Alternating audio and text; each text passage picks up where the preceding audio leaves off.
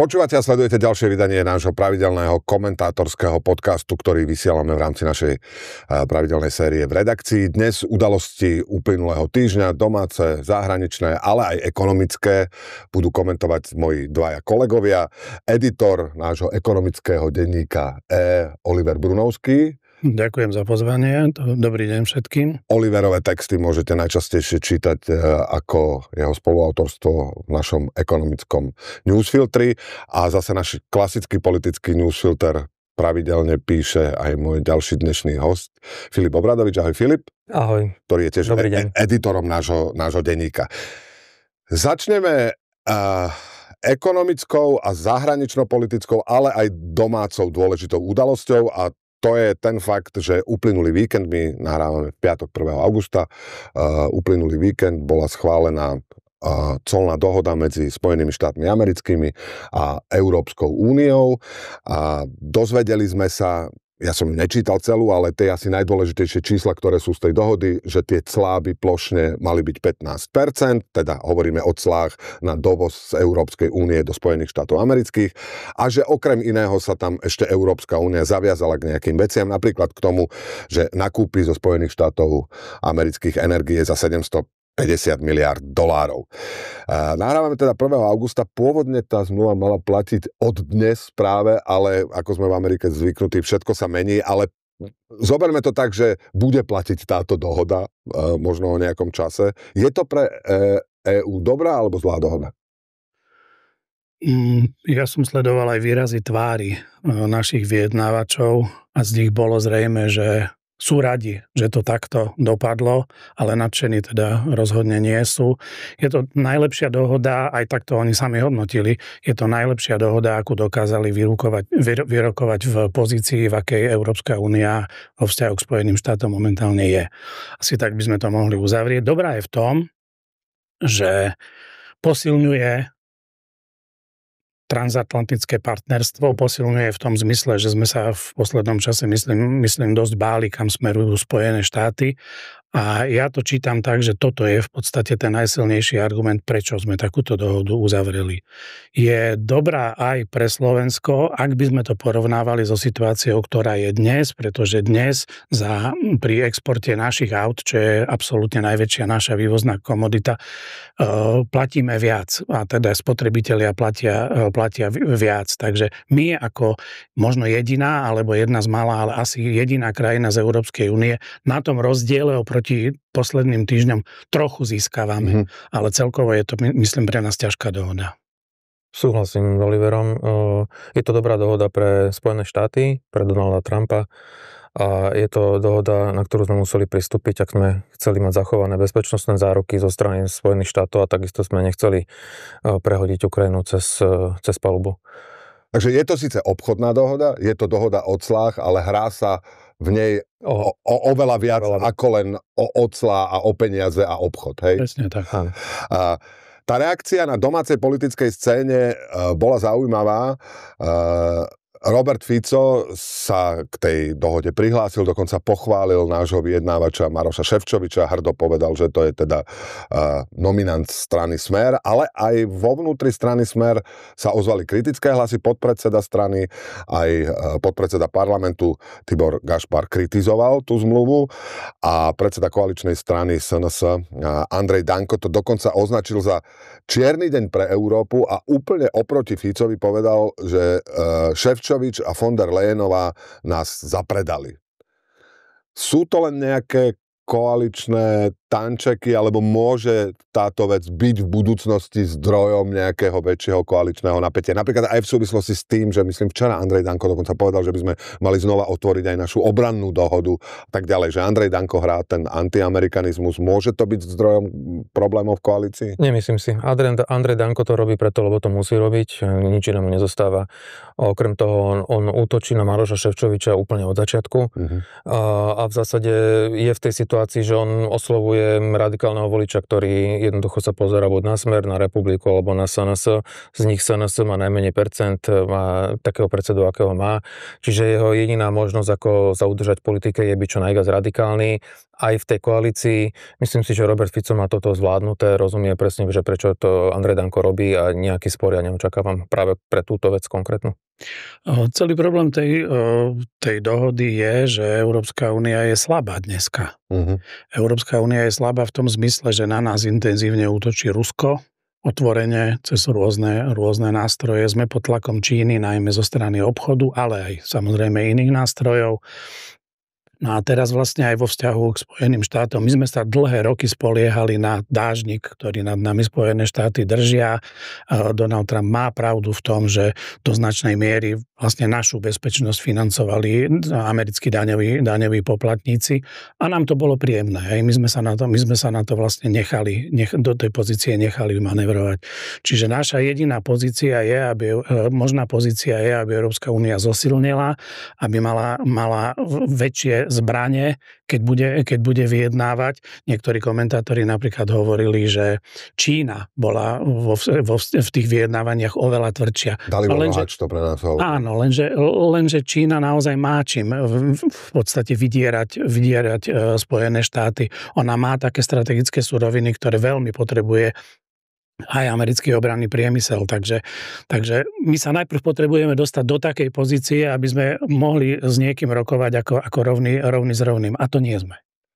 A zostaňme ešte v medzinárodnej politike, ale pri výroku, ktorý bol určite oveľa viac určený domácemu ako zahraničnému publiku. V minulý víkend Robert Fico vo svojich pravidelných kázniach, videokázniach pre svoju voličskú základňu povedal, že dnes je ruská ekonomika považovaná za silnejšiu ako nemecká, hoci pred niekoľkými rokmi to bolo opačne. Vybral som tento výrok preto, lebo obidvaja máte blízko k ekonomickým témam a keď sa ten výrok objavil a bol diskutovaný napríklad na sociálnych sieťach, tak sa našli aj ľudia, ktorí hovorili, že je v tom nejaké zrnko pravdy, aj keď to znie úplne absurdne. Existuje jeden parameter, konkrétne je to HDP v parite kúpnej sily, ktorej naozaj má lepšie v úvodzovkách čísla Rusko ako Nemecko. Nemá. Vysvetlite to mne ako človeku, ktorý tomu nerozumie. Povedzme si to úplne jednoducho. Hovorí sa o sile ekonomiky, ktorú vyjadruje HDP. HDP je vlastne všetko, čo sa v tej krajine vyprodukuje. Hej, to je jeden ukazovateľ, tam je samozrejme výrazne silnejšie Nemecko ako Rusko. Ale nemôžeme porovnávať veľké krajiny s malými. Hej? Čiže Rusko je väčšia krajina, Nemecko je o čosi menšia krajina s menším počtom obyvateľov. Preto sa prepočítava ten výkon celej ekonomiky na ľudí. A to už vyjadruje vlastne šikovnosť alebo schopnosť tých ľudí, ktorí v tej krajine sú, produkovať. V tomto parametri je pomer, že Nemecko voči Rusku 3,5 k 1. To znamená, 3,5 krát silnejšia je nemecká ekonomika ako Ruska. No a teraz sa dostávame k tej parite kúpnej sily a ešte si musíme povedať, že vlastne čo z toho, čo vyprodukujú krajiny v rámci toho bohatstva, že čo z toho oni majú, hej? Čo si za to môžu kúpiť. A my vieme, že v Rusku sú zárobky čisté niekde okolo $600 a v Nemecku sú niekde okolo $2500 alebo eur, hej, povedzme. To znamená, že je to niekoľko násobok, ale keď to prepočítame na tie malé zárobky, ktoré znamenajú aj nižšie ceny, pretože aby ľudia tam fungovali, kupujú to za nižšie ceny, tak tam sa viac približuje už Rusko k Nemecku. Ale stále je to pomer 1:2. Vôbec to nie je pravda, že by proste sa vyrovnávala ruská ekonomika. Jediný parameter, v ktorom ruská ekonomika má navrch, sú zdroje ich nerastných surovín, ktoré oni silno využívajú, silno vyťažujú. No a tých má Rusko o mnoho viac ako Nemecko.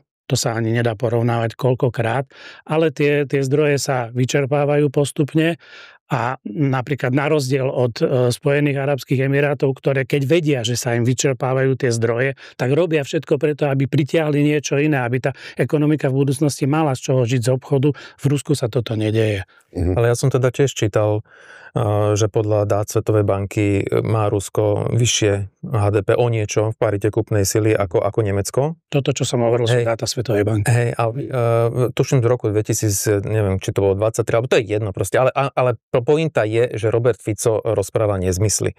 Robert Fico rozpráva nezmysly a teraz buď klame vedome, čo je úplne akože bez problémov v jeho prípade, alebo tomu nerozumie, čo je v tomto prípade tiež možné, pretože on tej ekonomike až tak veľmi nerozumie.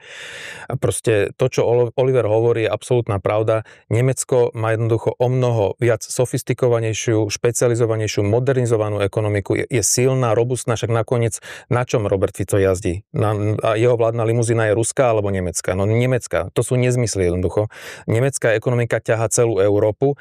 Ruská ekonomika by neťahala celú Európu. To si povedzme na rovinu. Čiže Robert Fico rozpráva nezmysly a samozrejme, že sú to veci, ktoré sa páčia proste tým jeho voličom, hej, lebo oni chcú vidieť a vidia to Rusko ako veľké a ako neporaziteľné a keď niekto hovorí z pozície sily, že Rusko dokonca už dobieha ten veľký západ, no tak akože tým ľuďom sa to páči. Čiže toto bola správa pre nich. Samozrejme. To, čo som hovoril, sú dáta Svetovej banky a prečítaj prosím ťa ty ešte raz tú formuláciu, ako to Fico povedal. On presne povedal toto. Dnes je ruská ekonomika považovaná za silnejšiu ako nemecká, hoci pred niekoľkými rokmi to bolo opačne. To znamená, on nepovedal, že kým je považovaná a nepovedal, že v akých parametroch. Áno. A ja som našiel napríklad Michal Lehuta, ktorý je ekonómom VUB, na Facebooku zverejňoval, že naozaj existuje jeden parameter a myslím, že to bolo práve to HDP v parite kúpnej sily, teda v tom ako keby imaginárnej nejakej mene, ktorá vyjadruje, koľko si ľudia môžu kúpiť za svoj plat. Takže v tom by to Rusko mohlo byť na tom lepšie ako Nemecko. Nevyjadruje to silu ekonomiky. Vyjadruje to len to, že za menej peniazy si môžeš kúpiť viac. Tým, že Rusko jednoducho má jednoducho nižšie ceny, tá ekonomika je celá slabšia, tak všetko tie úrovne sú úplne niekde inde ako Nemecku. Ale v tých obvyklých parametroch pri porovnávaní sily ekonomiky nehrozí, že by to bolo čo len bližšie. Vieš, čo je v skutočnosti problém? Že sa tu o tom bavíme asi tak 3 minúty. Jasné. Že sa bavíme o tom, čo nám Fico takouto hlúpou formuláciou podhodil a teraz opozícia k tomu zvoláva tlačovky a úplne seriózne sa zaoberá problémom, že či Rusko alebo Nemecko. Koho to zaujíma na Slovensku? Akože prečo z tej tlačovky nie sú o tom, že našli mi pri základnom vyšetrení nejakú osudovú diagnózu, na ktorú môžem umrieť a ja teraz som dostal od lekára rukou napísaný taký zoznam špecialistov, že skúšajte, ktorý vás zoberie. Akože nie je toto skutočný problém Slovenska. Alebo v poslednom čase čoraz častejšie počujem, že ľudia v mojom veku sa začínajú sťahovať do zahraničia. Ich deti sú už preč a teraz sa už aj oni začínajú sťahovať do zahraničia. Nie je toto problém Slovenska. Investície nám nechodia na Slovensko. Úplne prestali. A keď nejakú investíciu máme, tak si ju musíme vlastne kruto uplatiť. My musíme tých investorov silnými stimulmi sem pritiahnuť, aby vôbec prišli. Nie je toto téma na tlačovky, ale Fico rieši, aby sme sa my o tom rozprávali, že či je silnejšie Rusko alebo Nemecko. A ďalšia, možno na prvý pohľad téma z tejto presne kategórie, ale musíme sa aj venovať, lebo to bola téma, o ktorej sme aj my veľa písali. Myslím, že sa ňou zaoberali všetky, aj viac, aj menej relevantné médiá. Na tlačovej konferencii, myslím, že bola v stredu tá tlačová konferencia, Robert Fico s takou zvláštnou zostavou ľudí, bol tam myslím, že štátny tajomník ministerstva zahraničných vecí, bol tam Tibor Gašpar. Na tlačovej konferencii v tejto zostave obvinili Veľkú Britániu z ovplyvňovania volieb v roku 2023 cez agentúru Zink, ktorá podľa Ficových slov mala financovať novinárov a aktivistov v prospech progresívneho Slovenska. Dokonca vážnosť tej kauzy táto vláda alebo táto koalícia potvrdila tým, že urobila krok, ktorý v diplomatickom jazyku je pomerne vážnym signálom, a teda, že sme si predvolali britského veľvyslanca. O čom je celá táto kauza a aký môže mať vnútropolitický a zahranično-politický dosah? No, tak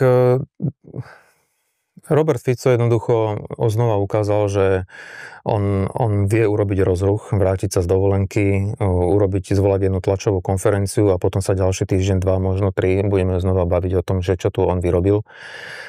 Samozrejme, je to ukážka toho, že ako ďaleko je schopný on zájsť, že v zásade on už nemá veľa hraníc, veľa obmedzení, čo by ho brzdilo.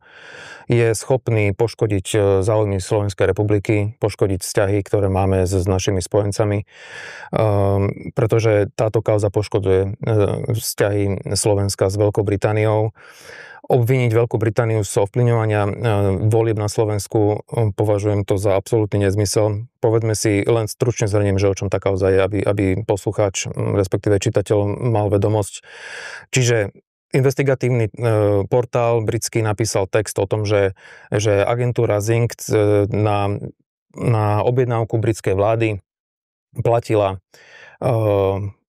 niekoho, influencerov na Slovensku, aby podporovali mladých ľudí, aby jednoducho išli, aby sa zúčastnili volieb. Čiže podporovali účasť mladých vo voľbách. Robert Fico z toho vyrobil úplne niečo iné. Robert Fico vyrobil z toho, že britská vláda financovala novinárov a influencerov, aby ovplyvňovali voľby v prospech progresívneho Slovenska a v neprospech Smeru. Je to absolútne akože prekrútená verzia, zlá interpretácia, ktorá vlastne len v prospech jeho a na prospech jeho voličov, pretože samotný britský autor toho textu povedal, že nič z toho neplatí. V skutočnosti on napísal iba to, čo sme si povedali na začiatku. Čiže neboli žiadni platení novinári, mali byť platení nejakí influenceri práve na kampane na podporu účasti mladých ľudí vo voľbách. To je pointa. Druhá vec je, že teraz bavíme sa o tom, že čo je ovplyvňovanie vo voľbách. Tak si povedzme, čo je ovplyvňovanie vo voľbách. Ja pripomeniem pár príkladov. Šéf ruskej tajnej služby Nariškin počas volebného moratória v roku 2023 počas slovenských volieb zaútočil priamo na progresívne Slovensko. Hovoril o tom, že sa tu dejú nedemokratické voľby. Počas prezidentských volieb 2024 počas moratória pred druhým kolom prezidentských volieb v štátnej maďarskej televízii M1 4-krát vysielali rozhovor vopred nahratý s jedným z kandidátov Petrom Pellegrinim, ktorý dnes mimochodom kritizuje takisto Veľkú Britániu. Takisto túto istú fintu využili Orbánovci aj vo voľbách predtým s Robertom Ficom. Takisto počas moratória vysielali rozhovor v štátnej maďarskej televízii s Robertom Ficom, ktorí boli samozrejme vysielaní nielen v Maďarsku, ale aj v slovenských obciach, slovenských mestách na juhu Slovenska. Čiže mohol by som takto ďalej pokračovať. Vtedy sa nikto nesťažoval. V roku 2006 dokonca český premiér Jiří Paroubek vyhlásil, že podporuje vo voľbách vtedajšieho lídra opozície Roberta Fica, predsedu Smeru. Andrej Babiš pred prezidentskými voľbami nedávnymi takisto z pozície lídra opozície českej vyhlásil, že podporuje Petra Pellegriniho. Bol tu v Bratislave priamo kampaňoval. Vtedy sa nikto nesťažoval. A chcem povedať, toto je obrovský zásadný rozdiel. Toto je reálne ovplyvňovanie, priame zasahovanie do slovenských volieb. To, že britská vláda, náš spojenec priamo, demokratická krajina chce podporovať demokraciu tým, že chce zvýšiť podiel mladých ľudí na voľbách, ja nepovažujem za nejaký prešľap. Presne to chcem aj ja. To není prešľap. To je jednoducho. Čo je na tom zlé? Veď oni nepovedali, že vy mladí ľudia volte progresívne Slovensko. To tak nie, ani to tak nebolo v realite, pretože voľby, ak sa bavíme o dátach, máme jedny z exit pollu z agentúry Focus, ktoré hovoria, že mladí ľudia, 35% z nich volilo progresívne Slovensko. Hneď druhé 18% Smer, tretie 10% Hlas, 6% Republika. Dokopy Smer, Hlas, Republika majú viac ako progresívne Slovensko. U tých mladých voličov v kategórii 18-21. O čom sa bavíme? Je to absolútne vymyslená téma znova len pre jeho voličov. No a ešte k tomu, že čo je na tom zlé. Aj Smer, aj Hlas sa tvária, že sú sociálna demokracia. Nemalo by byť toto hlavná misia sociálno-demokratických strán, aby čo najviac ľudí malo svoje zastúpenie v exekutíve, v parlamente, aby krajina bola spravovaná na základe čo najväčšieho mandátu. A toto by malo byť ten absolútny základ, čo by oni mali robiť. A oni robia presný opak. Robert Fico systematicky torpeduje vzťahy Slovenska so Západom.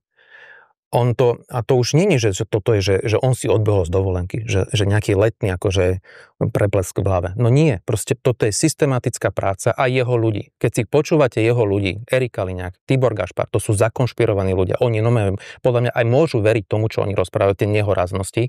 O tom, o sprísahaní širokých nejakých cieľach a tu na fabuláciách západu, ktoré chce Slovensku neviem nejako ublížiť. To sú nezmysly.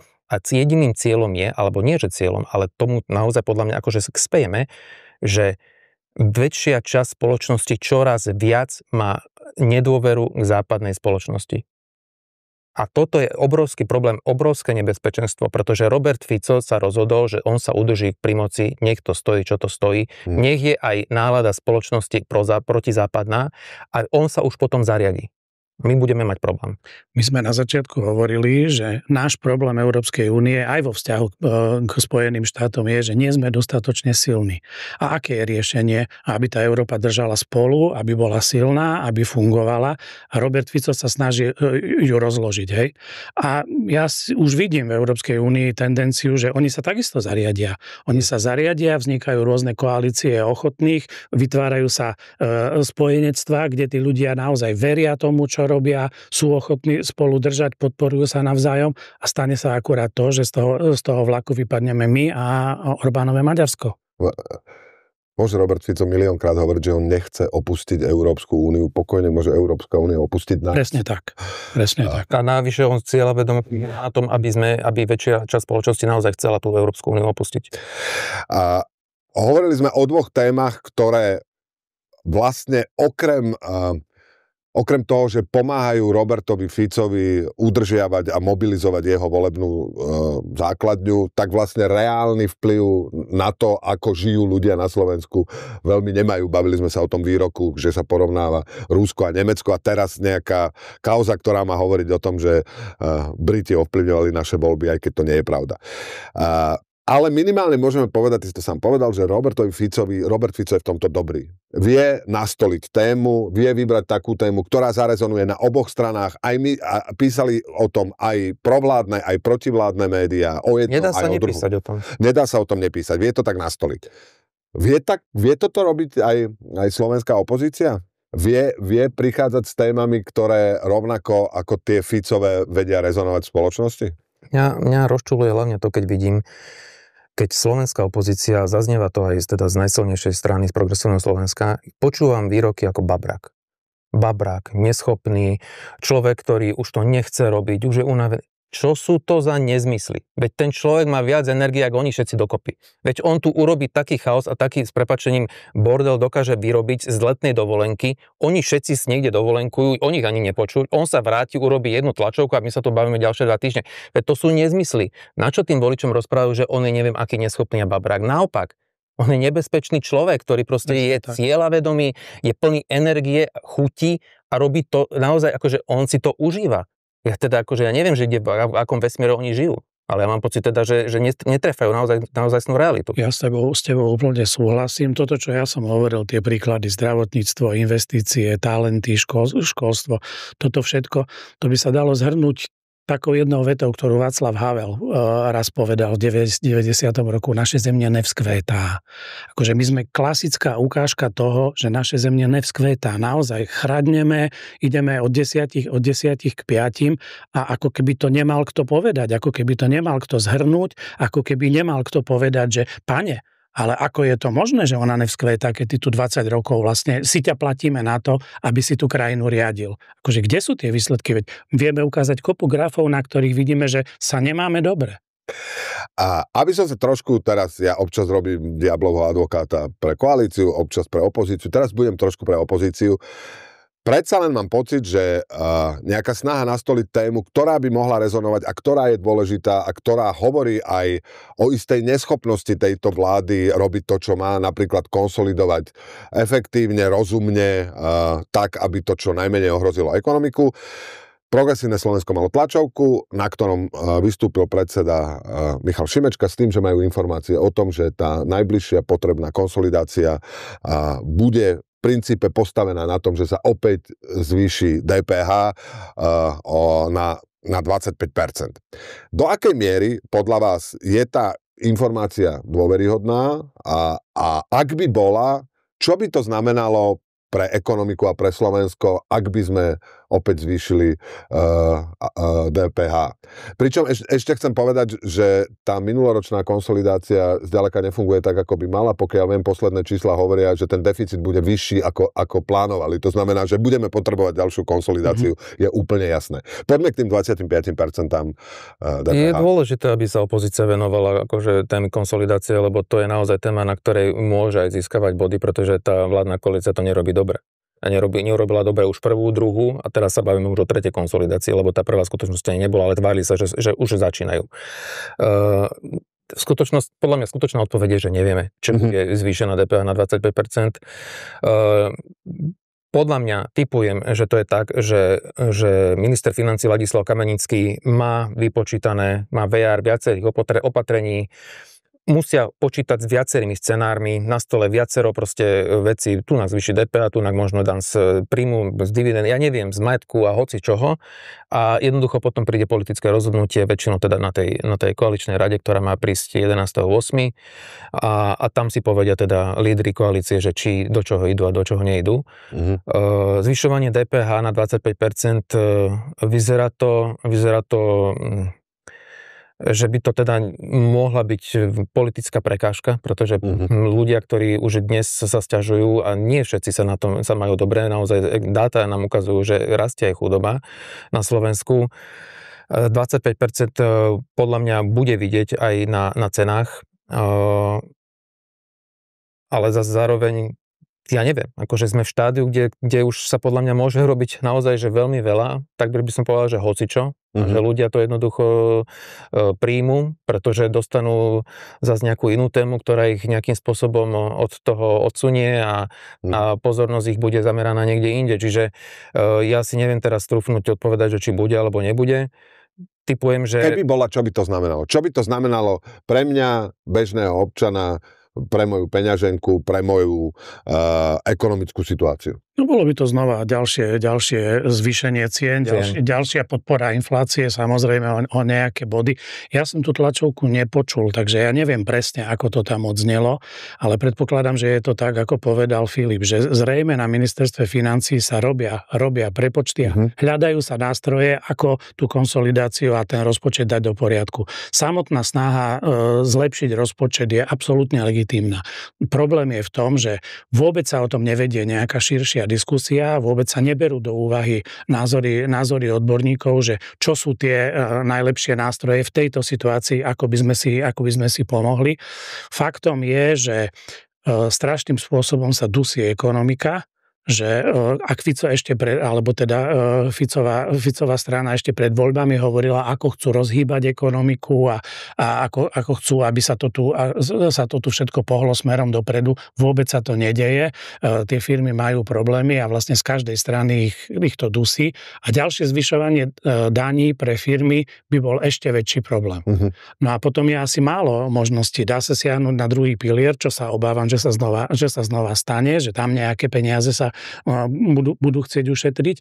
No a vyberanie vyššej DPH je najjednoduchší spôsob, ako dotiahnuť nejaké peniaze. Lenže zaplatia to ľudia a zaplatia to vo vyšších cenách. Len keď hovoríš, že dusí ekonomiku, dusí firmy, znamená to, že firmy menej investujú, hrozí im, zvyšuje sa pravdepodobnosť, že nebudú môcť podnikať, skrachujú a tak ďalej. Nezvyšujú platy. Nezvyšujú, jasné. To znamená, že celkovo ohrozujú ekonomický rast, keď sa zvýši. Veľmi silno a vidieť to na tom, ako nám firmy sa nerozvíjajú. My to vidíme aj na číslach o firemných investíciách, že aj tie klesli. To znamená, že firmy buď naozaj nemajú už peniaze, aby dávali viac, alebo nevidia perspektívu, že by tu na ešte ďalej investovali, pretože vidia, že to prostredie je pre nich nepriateľské a naopak, v iných krajinách sú tie podmienky lepšie. Získali by o tie 2% body, to robí nejaké 400 miliónov eur. 400 miliónov eur mať a nemať, akože je rozdiel a tých 400 miliónov vieš veľmi ľahko získať takýmto spôsobom. A je pravda, že naozaj oni zase veľa možností nemajú na to, ako urobiť konsolidáciu. Čiste úplne špekulatívne. Čo podľa teba by bol väčší politický náklad, akože by to viac ohrozilo podporu voličskú?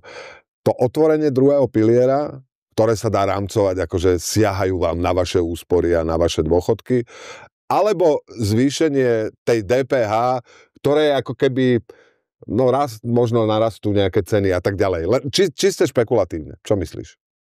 Neviem, to je úplne, že by som teraz to vymýšľal, že veštil z gule, ale ja neviem, ako oni naozaj, žijeme v dobe, kedy volič naozaj zoberie takmer hocičo. Ale my tu hlavne zanedbávame to, že sa vôbec nešetrí. Že tu sa vôbec nerozmýšľa nad tým, že ako urobiť ten štát vlastne efektívnejší.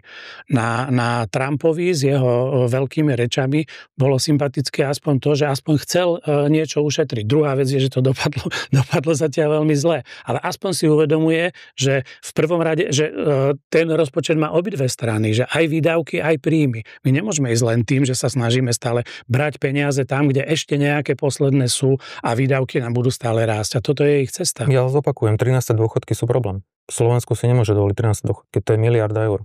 To miliarda eur, ktorú vyrobila táto vláda, takisto ako Igor Matovič predtým vyrobil, čo to boli, 200 eur pre deti, takisto bola to okolo približne miliarda, no tak teraz oni si vyrobili miliardu a Slovensko všetci ju musíme platiť. Ja sa znova vrátim k tomu, k tej sociálnej demokracii. 13. dôchodky sú problém v takej podobe, v akej sú. Nech sú 13. dôchodky. Ale nech sú adresné. Pre tých, ktorí majú naozaj nízke dôchodky, tak nech sa im pred Vianocami pošle niečo, aby chvíľu mali lepšiu náladu. Ale my naozaj nemáme na to, aby dostali všetci a veľa. No. Ale zase to asi trošku súvisí s tým, že urobiť plošnú energopomoc a urobiť plošné 13. dôchodky je ako keby jednoduchšie oveľa, ako vymyslieť nejaký mechanizmus, ktorý vyfiltruje tých, ktorí to potrebujú. Áno, lenže sa vráťme k tomu, že oni tu nie sú pri moci prvý deň. Oni sú tu 20 rokov. Dobre, povedzme, že bola iná doba, ale určite posledné roky my veľmi dobre vieme, že energiami treba predovšetkým šetriť, že najlacnejšie energie sú také, ktoré nemusíme vyrobiť. Že nepotrebujeme možno nevyhnutne postaviť najdrahšiu jadrovú elektráreň, ale existujú v prvom rade nejaké racionalizačné opatrenia, úspory. Pozrite sa, aký mal dobrý efekt obnov dom, keď ľudia si môžu zateplovať domy a šetria energiou. Tým smerom treba najmä rozmýšľať a nie vo veľkom rozhadzovať a potom sa strašne tvárime, že iní majú energie dosť a my sa bojíme, že Nie hovoriť o tom, že my tých ľudí vlastne neučíme tomu, že ten šok ešte jedného dňa príde. Lebo tá Európa si tým prešla, aj Česko si tým prešlo. Nikto v Európe nemá plošné akože dotácie na energie. A keď to náhodou tu vypneme, ja som zvedavý teda, že či v prípade šťastia, ak náhodou vymenia Roberta Fica na čele vlády, ako myslím, že po voľbách, ak by náhodou prišla opozícia k moci, že či by vôbec sa trúfla si do toho zasiahnuť a trúfla jednoducho stopnutie dotácie, lebo to bude veľmi náročné po tých rokoch, ktorí sú ľudia zvyknutí. A dostávame sa k dvom pravidelným rubrikám v tomto podcaste. Vy ste obaja editori. Skúste dať našim poslucháčom a divákom tip na 1-2 texty také nadčasové, ktoré sme v uplynulom týždni uverejnili a mohli by si ich cez víkend prečítať. Oliver? Ja poviem text, ktorý som needitoval, ale s veľkou chuťou som ho čítal. Kolegyňa napísala text o záhradách, ako majú vyzerať záhrady a strašne sa mi to páčilo. Filip sa smeje.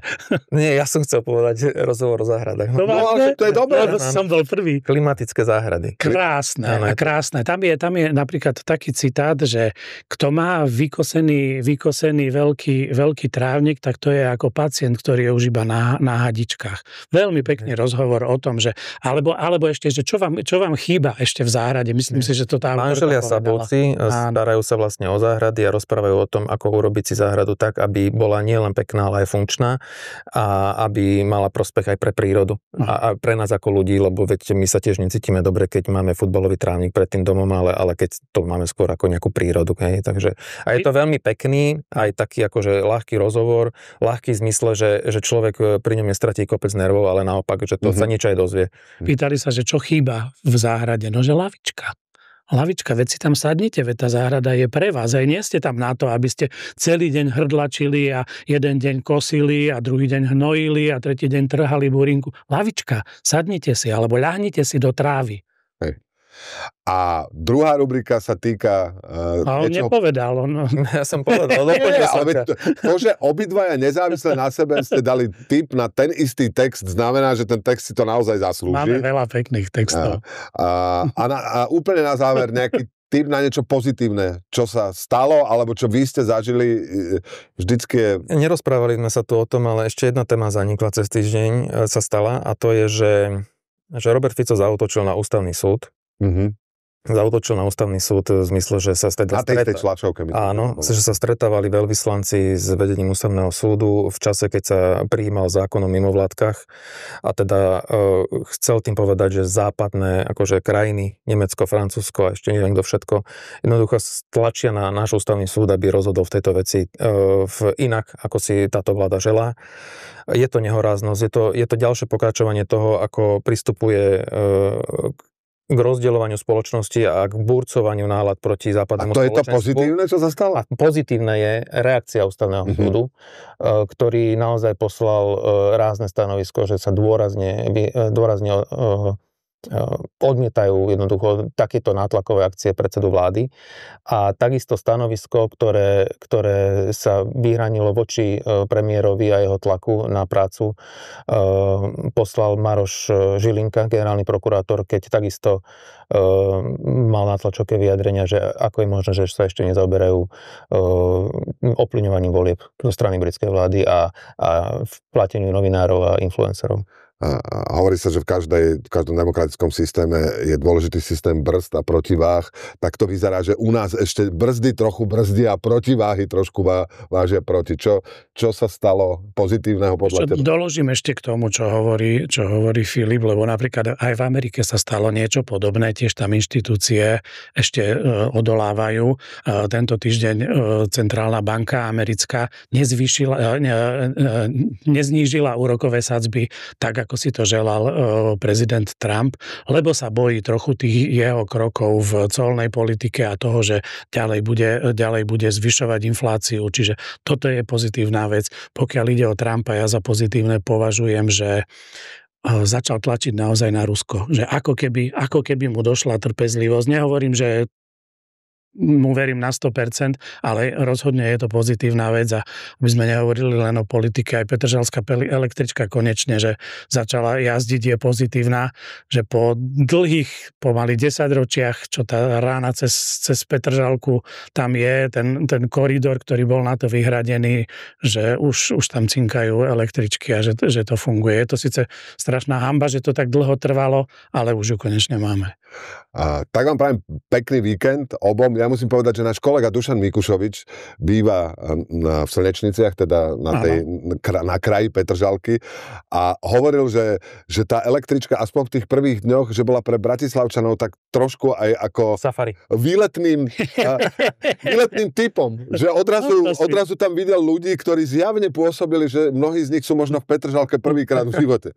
Takže ak nemáte tip, čo robíte v Bratislave cez víkend, prevezte sa bratislavskou novou petržalskou električkou nakoniec Petržalky. Ja vám obom ďakujem, že ste si našli čas a našim poslucháčom a divákom okomentovali udalosti uplynulého týždňa. Bol tu so mnou editor denníka EA, spoluautor ekonomického newsfiltra Oliver Brunovský. Ďakujem pekne. A Filip Obradovič, tiež editor a spoluautor newsfiltra. Ďakujem pekne. Dovidenia, do počutia, možno v nejakom inom podcaste alebo niekde úplne inde.